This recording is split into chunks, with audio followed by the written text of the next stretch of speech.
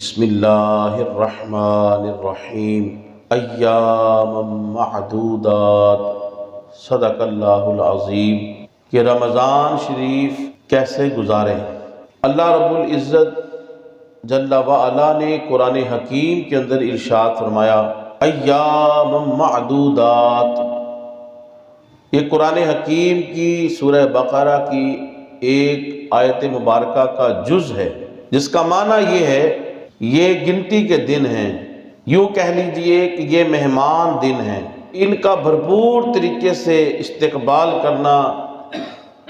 اور ان کو اسلامی طریقے سے سیلیبریٹ کرنا جیسا کہ اللہ اور اس کے رسول کا حکم ہے، یہ مسلمان کا حق بنتا ہے۔ رمضان شریف ایسا بابرکت مہینہ ہے کہ جب رجب المرجب کا مہینہ شروع ہوتا تو میرے اور آپ کے کریم آقا صلی اللہ علیہ وآلہ وسلم اللہ کی بارگاہ میں دعا کرتے ہیں اللہم بارک لنا فی رجب و شعبان وبلغنا رمضان۔ پروردگار عالم ہمارے رجب میں اور ہمارے شعبان کے اندر برکتیں عطا فرما اور ہمیں سلامتی ایمان اور سلامتی صحت کے ساتھ رمضان کے مہینے میں پہنچا۔ ماہ رمضان شریف کی طلب میں پیارے نبی صلی اللہ علیہ وسلم دعا فرمایا کرتے تھے، اور پھر حضور نے فرمایا رمضان میری امت کا مہینہ ہے۔ حضرت سلمان فارسی رضی اللہ تعالیٰ عنہ بیان کرتے ہیں جب شعبان المعظم کے مہینے کی آخری تاریخ آئی، پیارے نبی صلی اللہ علیہ وسلم نے صحابہ اکرام رضوان اللہ علیہ مجمعین کو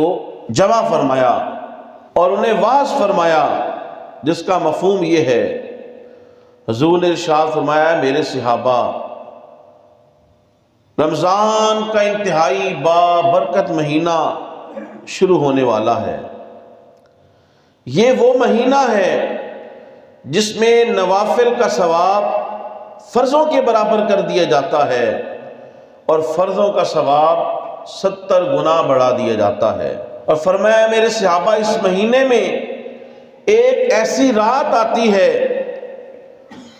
جسے لیلۃ القدر کہتے ہیں، اور اس ایک رات کی شب بیداری عبادت 1000 مہینوں کی عبادت کے برابر ہے۔ اس مہینے میں مومن کا رزق بڑھا دیا جاتا ہے، اس میں برکت عطا کر دی جاتی ہے۔ پھر حضور نے فرمایا میرے صحابہ یہ صبر کا مہینہ ہے، یہ نیکی اور ہمدردی کا مہینہ ہے۔ اس مہینے میں کسی بھی روزہ دار کو افطار کرانے والے کو اتنا ثواب ملتا ہے کہ جتنا اس روزے دار کو ثواب ملتا ہے، اور بغیر اس کے ثواب کے اندر کمی کیے ہوئے۔ اگرچہ وہ ایک کھجور سے افطار کرائے، اگرچہ وہ پانی کے ایک گھونٹ سے افطار کرائے یا دودھ کے ایک گھونٹ سے افطار کرائے۔ بڑی ہی خوبصورت مثال رمضان شریف کے مہینے میں عبادت کے حوالے سے سماعت فرمائیں۔ کوئی بھی کاروباری بندہ، بزنس مین، تاجر، چھوٹا ہو یا بڑا ہو، جب اس کے سیزن کے دن آتے ہیں اس کے کام کے، فار ایگزامپل مثال کے طور پہ کوئی سویٹر یا گرم کپڑوں کا کام کرتا ہے تو عین سردی پہ، جب سردی پورے عروج پہ ہو اور اس کا کام اور پورا سیزن عروج پہ ہو، اس کا کوئی بڑا ہی محبت کرنے والا دوست،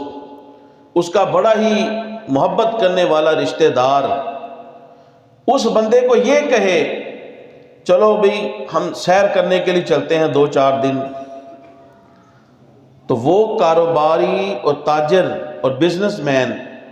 عین سیزن کے موقع پر 2-4 دن تو دور کی بات ہے اس کے لیے 2-4 گھنٹے نکالنا بھی مشکل ہوتا ہے۔ یہ مثال ہے سمجھنے کے لیے۔ تو جب دنیا میں جب ہمارے کاروبار کا سیزن ہوتا ہے، کام بڑے عروج پہ ہوتا ہے، اور آپ نے دیکھا ہوگا یا بذات خود آپ کو مشاہدہ ہوا ہوگا، بندہ جس فیلڈ میں ہے، کئی مرتبہ تو انسان کی کھانے پینے کی روٹین ختم ہو جاتی ہے جب اس کے کاروبار کا، اس کے بزنس کے عروج کا وقت ہو۔ تو جب دنیا کے لیے بندہ یہ کرتا ہے، اسی طرح رمضان شریف کا مہینہ، اس میں اللہ کی رحمتوں کا سیزن ہے، اللہ کی رحمتیں عروج پہ ہوتی ہیں۔ نفلوں کا ثواب فرضوں کے برابر، فرضوں کا ثواب 70 گنا بڑھا دیا جاتا ہے، جنت کے دروازے کھول دیے جاتے ہیں، جہنم کے دروازے بند کر دیے جاتے ہیں، سرکش شیاطین جگڑ دیے جاتے ہیں، ہر طرف نیکی کا ماحول ہے، کہیں قرآن کی تلاوت ہو رہی ہے، کئی نماز تراویح کے پر نور اور روح پرور اجتماعات ہو رہے ہیں، اور کہیں سیر و افطار کے پر نور مناظر ہیں۔ ایسے میں جب اللہ کی رحمتیں عروج پہ ہوں، تو جس طرح اپنے سیزن، کاروبار کے سیزن میں بندہ کہیں سیر کرنے نہیں جاتا، بندہ کسی کے ساتھ فضول وقت نہیں صرف کرتا،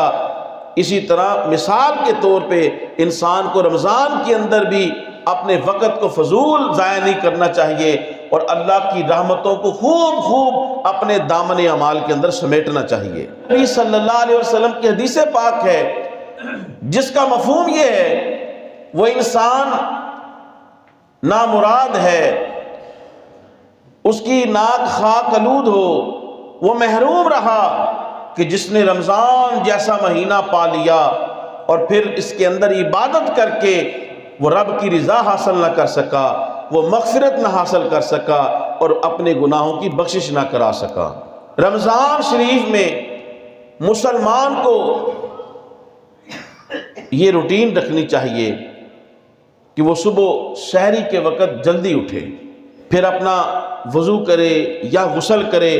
طہارت کر کے وہ نماز تہجد ادا کرے۔ اب نماز تہجد کی فضیلت سماعت کریں۔ نبی اکرم صلی اللہ علیہ وسلم نے ارشاد فرمایا، فرض نمازوں کے بعد سب سے افضل نماز تہجد ہے۔ نبی اکرم صلی اللہ علیہ وسلم کی حدیث پاک کا مفہوم یہ ہے کہ نماز تہجد رب کو راضی کرنے والی ہے، نماز تہجد گناہوں کا کفارہ ہے،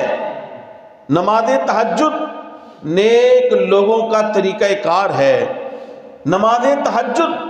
شیطان کے مکر اور فریب کو دور کرنے والی ہے، نماز تہجد جسم سے بیماری کو دور کرنے والی ہے۔ حضرت عبداللہ ابن سلام رضی اللہ تعالی عنہ آپ فرماتے ہیں کہ جب نبی اکرم صلی اللہ علیہ وسلم مکہ المکرمہ سے ہجرت فرما کے مدینہ المنورہ تشریف لائے، تو حضور نے آتے ساتھ جو پہلی سپیچ کی، پہلی تقریر کی، پہلا واعظ کیا، ان میں 3 باتیں تھیں۔ آپ صلی اللہ علیہ وسلم نے آتے ہی فرمایا، لوگو سلام کو عام کرو۔ پھر حضور نے ارشاد فرمایا، کھانا کھلاؤ لوگوں کو۔ اور تیسرا حضور صلی اللہ علیہ وسلم نے فرمایا کہ رات کو جب لوگ سو جائیں اس وقت نماز پڑھو، اور پھر سلامتی کے ساتھ تم جنت میں داخل ہو جاؤ۔ اور اس نماز سے مراد نماز تہجد ہے۔ نماز تہجد کی کم از کم 2 رکعت ہیں، اور زیادہ سے زیادہ پیارے نبی صلی اللہ علیہ وسلم نے نماز تہجد کی 8 رکعات پڑھی ہیں۔ یہ 2 رکعت کر کے نماز تہجد پڑھیں، جس کو 2 پڑھنا نصیب ہیں، 4 ہیں، 8 ہیں، تو وہ نماز تہجد ادا کریں۔ نماز تہجد عام نوافل کی طرح اس کے پڑھنے کا طریقہ ہے، لیکن اگر اللہ توفیق دے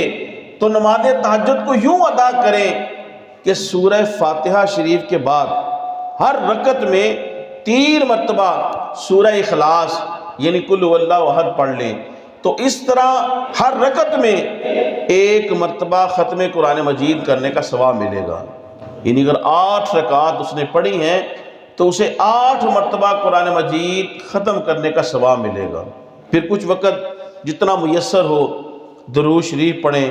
اور پھر اس وقت دعاؤں میں مشغول رہیں۔ جو بھی انسان کی پریشانیاں ہیں، بیماریاں ہیں، مشکلات ہیں، رکاوٹیں ہیں، اس وقت انسان اللہ کی بارگاہ میں دعاؤں میں مشغول رہے۔ پھر سحری کرے۔ نبی اکرم صلی اللہ علیہ وسلم کی حدیث پاک ہے جس کا مفہوم یہ ہے، حضور نے ارشاد فرمایا سحری کھاؤ، کیونکہ سحری کھانے میں برکت ہے، سحری کھانے میں برکت ہے۔ نبی اکرم صلی اللہ علیہ وسلم نے ارشاد فرمایا جس کا مفہوم یہ ہے کہ ہمارے اور اہل کتاب یعنی یہود کے اور ہمارے درمیان روزوں میں فرق جو ہے وہ سحری کا لقمہ ہے، یعنی وہ سحری نہیں کرتے اہل کتاب اور ہم سحری کرتے ہیں۔ پھر نبی اکرم صلی اللہ علیہ وسلم نے ارشاد فرمایا جس کا مفہوم یہ ہے، فرمایا کہ 3 چیزوں میں برکت ہے، جماعت میں، اور دوسرا فرمایا سرید میں۔ سرید روٹی کو یا کوئی بھی انسان چاول ہیں ان کو شوربے کے اندر بھگو کر اور اس کا ایک مکسر بنا کے سرید کھانا، اس کو سرید کہتے ہیں۔ تو فرمایا کہ جماعت کے اندر برکت ہے، سرید کے اندر برکت ہے، اور سحری کے اندر اللہ نے برکت رکھی ہے کہ سحری کھانے سے دن کو روزہ رکھنے میں انسان کو مدد ملتی ہے۔ تو سحری نہیں چھوڑنی چاہیے۔ بہت انسان کا پیٹ بھرا ہوا ہے تو انسان کھجور کھا لے، پانی کے گھونٹ پی لے، دودھ پی لے، یعنی سحری کے اندر کچھ نہ کچھ کھا لے اور اس کی برکت کے اندر وہ شامل ہو جائے، اور سحری کی برکتیں، کھانے کی جو برکتیں ہیں سحری کی، اس کو سمیٹ لے۔ مرد حضرات جو ہیں وہ سحری کھانے کے بعد اذان کا انتظار نہ کریں، جو مرد ہیں وہ جلد ہی مسجد کے اندر چلے جائیں، تو 2 رکعت تحیۃ الوضو یا تحیۃ المسجد وہ ادا کرے۔ اس کی بڑی فضیلت ہے۔ 2 رکعت نماز تحیۃ المسجد یا تحیۃ الوضو پڑھے جبکہ اذان نہ ہوئی ہو، اور عام سارا دن بھی جب مکروہ وقت نہ ہو، عصر سے لے کے مغرب تک، نصف النہار کے وقت سورج غروب ہو رہا ہو، سورج طلوع ہو رہا ہو، یہ مکروہ اوقات ہیں۔ ان کے علاوہ جب مکروہ وقت نہ ہو تو مسجد میں آئے تو وضو کرے، 2 رکعت تحیۃ الوضو ادا کرے۔ پھر اللہ تعالیٰ استطاعت دے، اگر اس کا ایسا کاروبار یا ایسا بزنس یا ایسی اللہ نے اسے ڈیوٹی دی ہے، اسے موقع ہے، وقت ہے اس کے پاس، تو سورج کے طلوع ہونے تک وہ مسجد کے اندر رہے، اور سورج کے طلوع ہونے کے بعد یہ سارا دورانیہ تلاوت کلام پاک، ذکر و اذکار، درود و سلام کے اندر مشغول رہے، اور پھر سورج طلوع ہونے کے 18-20 منٹ بعد وہ نماز اشراق پڑھے، جو کوئی فجر کی نماز جماعت سے ادا کرے، اور پھر طلوع آفتاب کے بعد یعنی 18-20 منٹ بعد پھر وہ 2 رکعت نماز نفل اشراق کی پڑھتا ہے، اللہ تعالیٰ اس کو حج اور عمرے کا ثواب عطا فرماتا ہے۔ وہ 2 رکعت نماز اشراق پڑھنا اللہ تعالیٰ شام تک اس کو تمام آفتوں سے، پریشانیوں سے محفوظ رکھتا ہے۔ نماز اشراق جب انسان پڑھ لے، پھر اگر اس کے پاس وقت ہے وہ تھوڑی دیر آرام کرے، پھر اٹھ کے اپنے کام کاج، اپنی مزدوری کی طرف جائے، اور سارا دن تلاوت کلام مجید سنتا ہے۔ اگر ایسا اس کی ڈیوٹی اور جاب ہے، اگر تلاوت کر سکتا ہے تو تلاوت میں مشغول رہے، درود شریف پڑھتا رہے، استغفار کرتا رہے، یعنی جتنا ہو سکے اپنے ہاتھ کار ول تے دل یار ول۔ پھر اگر اللہ تعالیٰ اسے موقع دے، جب سورج خوب روشن ہو جائے، تقریباً 9-10 بجے کا ٹائم ہو، 8:30 بجے کا، 9-10 بجے کا، یہ ہر موسم کے اعتبار سے مختلف ہے، یعنی سورج جب طلوع ہو جائے، کافی روشنی خوب پھیل جائے اس کی، پھر اللہ اسے، اگر اسے توفیق دے، اس کی مزدوری ڈیوٹی ایسی ہے کہ اسے کوئی پرابلم نہیں ہے، تو پھر وہ کم سے کم جو ہے وہ 2 رکعت نماز جو ہے وہ چاشت کی ادا کرے، اور زیادہ سے زیادہ 12 رکعت ہیں، کم سے کم 2 رکعت جو ہے وہ چاشت کی نماز کی پڑھے۔ اور چاشت کی نماز کا ثواب یہ ہے، حدیث پاک کے اندر آتا ہے کہ جو چاشت کی نماز پڑھتا ہے اللہ تبارک و تعالیٰ اپنے فضل سے، ذمہ کرم سے جنت میں اس کے لیے سونے کا محل تیار کر دیتا ہے۔ رمضان شریف کے اندر سحری کرنے میں تاخیر کریں اور افطاری کرنے میں جلدی کریں۔ سحری میں تاخیر کرنا، اس سے مراد یہ ہے کہ بہت جلد، یعنی آدھی رات کو اٹھ کے سحری کا لینا، ایسا نہیں ہے۔ یعنی سحری کا وقت ختم ہونے سے پہلے مناسب وقت میں سحری کرنا، کہ وہ وضو غسل اگر ضرورت ہے وہ کرے، اس کے بعد وہ سحری کر لے آرام کے ساتھ، اور پھر وہ مسجد میں چلے جائے، کچھ وقت باقی بچ جائے کہ وہ تہجد پڑھ سکے۔ افطاری میں جلدی کرنے سے مراد یہ ہے، مثال کے طور پہ فار ایگزامپل، اگر روزہ 6 بجے، پورے 6 بجے افطار ہوتا ہے تو پورے 6 بجے وہ افطار کر لے۔ پھر اسی طرح نماز پنجگانہ کے علاوہ نماز اوابین ہے، مغرب کے بعد 6 رکعات ہیں، جس نے نماز مغرب ادا کی اور پھر اس کے بعد اسی جگہ بغیر کسی سے کلام کیے ہوئے اس نے نماز اوابین یعنی توبہ کرنے والوں کی نماز، اس نے کوئی بری بات نہیں کی، اور وہیں پہ بیٹھ کے پھر اس نے 12 رکعات، یہ زیادہ سے زیادہ ہیں، یا کم سے کم 2 رکعت یا 12 رکعات اس نے ثواب کی نیت سے ادا کی، تو اسے توبہ کرنے والوں میں لکھ دیا جائے گا۔ اس رمضان شریف کے اندر نماز پنجگانہ کے بعد ایک بڑی اہم نماز، نماز تراویح ہے۔ نماز تراویح کے بارے میں حدیث پاک کے اندر آتا ہے، من قام رمضان ایمانا و احتسابا غفر له ما تقدم من ذنبی۔ پیارے نبی صلی اللہ علیہ وسلم نے فرمایا کہ جس نے اللہ تعالیٰ کی رضا کے لیے، حصول ثواب کے لیے اس نے رمضان کے اندر قیام کیا، یعنی اس نے رات کو نماز تراویح ادا کی، غفر له ما تقدم من ذنبی، اللہ اس کے سابقہ تمام صغیرہ گناہوں کو معاف فرما دیتا ہے۔ نماز تراویح کی جماعت یہ سنت مؤکدہ علی الکفایہ ہے، سنت مؤکدہ علی الکفایہ ہے۔ سنت مؤکدہ علی الکفایہ کہ پورے علاقے میں سے اگر چند بندوں نے بھی جماعت کر لی تو تمام محلے دار پھر گناہ گار نہیں ہوں گے، لیکن اس کا یہ مطلب نہیں، میں نے تو یہ جو ٹرم یوز کی ہے میں نے اس کی تشریح کی ہے، لیکن مسلمان کی شان یہ ہے، صحابہ کی سیرت یہ ہے، تابعین کی سیرت یہ ہے، اسلام کی ہسٹری یہ ہے کہ مسلمان نماز تراویح 20 رکعات جماعت کے ساتھ مساجد کے اندر مرد حضرات پڑھتے تھے۔ لہذا نماز تراویح کی جماعت سنت مؤکدہ علی الکفایہ ہے، اور نماز تراویح پڑھنا یہ سنت مؤکدہ ہے۔ لہذا مسجد کے اندر جماعت کے ساتھ پڑھیں تو جماعت کے اندر اللہ نے برکت رکھی ہے، اس کا اجر اور ثواب کے کیا کہنے۔ اگر کبھی کبھار انسان بیمار ہے، طبیعت ٹھیک نہیں، تو پھر گھر میں اگر پڑھے تو پھر بھی پڑھنا ضروری ہے، یہ سنت مؤکدہ ہے۔ کھڑے ہو کے نہیں پڑھ سکتا، بیٹھ کے پڑھے، تو 20 رکعات پڑھنا، یہی جمہور اور علماء کا اس پہ اتفاق ہے حناف کے نزدیک کہ 20 رکعات نماز تراویح ہیں۔ خواتین گھر کے اندر پڑھیں۔ جس نے رمضان کے اندر تراویح مسجد کے اندر جماعت کے ساتھ ادا نہیں کی، اس نے گویا رمضان کی رونق کو پایا ہی نہیں ہے۔ رمضان کی جو حقیقی لذت ہے وہ تو تراویح کی جماعت کے اندر ہے۔ تراویح کی جماعت کے اندر اللہ نے برکتیں رکھی ہیں۔ رمضان میں روزہ رکھ لیتے ہیں بچے، کئی نوجوان بھی اس کے اندر شامل ہیں، بوڑھے بھی شامل ہیں، سارا دن تاش کھیلنا، لوڈو کھیلنا، شطرنج کھیلنا اور دیگر نوجوان جدید گیمز کے اندر مشغول رہیں، کرکٹ کے اندر مشغول رہیں۔ یہ رمضان کا روزے رکھنے کا مقصد نہیں ہے۔ رمضان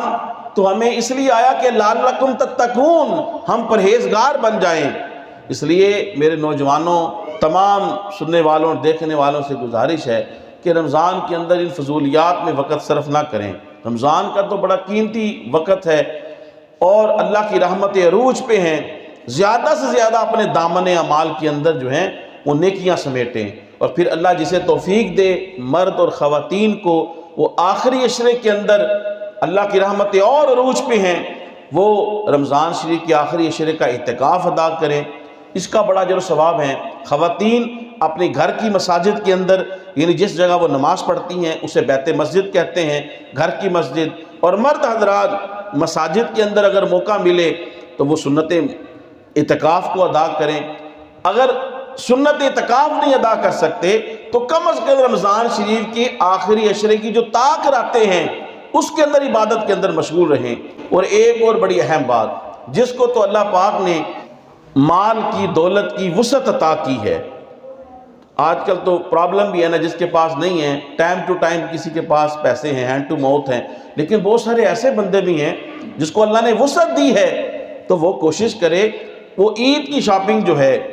وہ رمضان سے پہلے کر لے۔ عمومی طور پہ دیکھا گیا ہے کہ جو شاپنگ ہوتی ہے